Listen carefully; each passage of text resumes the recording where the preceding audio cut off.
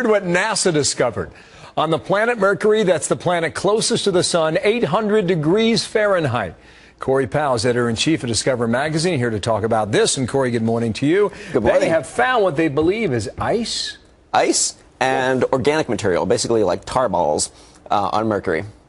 That's extraordinary. It's bizarre. This is the planet that's as close as it gets to the sun. This is the planet it's baking. How is that possible? Now, the graphic on the screen, by the way, everything you see in yellow is where they believe there are the ice or ice caps. Explain that. Right. So actually the evidence is now really good. So at the North Pole of Mercury, there are craters that are always in shadow.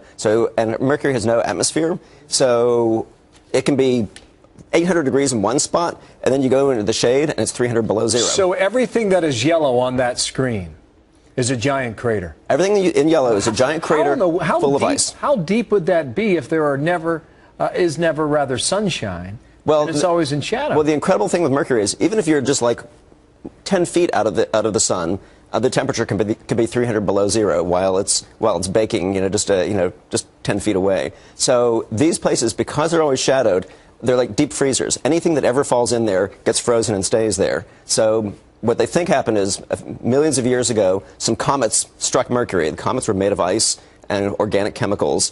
They vaporized, they went into the deep freezer, and they stayed there. They stayed. And they stayed. Wow, they thought they saw ice there like 100 years ago or something. Right. They talked themselves out of it.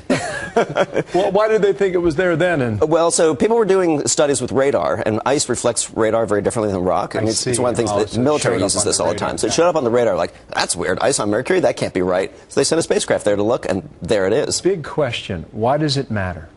Well, if it's not just Mercury, what this tells you is that ice and organic chemicals are everywhere through the solar system. So the stuff that's landed on Mercury, that kind of stuff landed on Earth. That may be what started life here.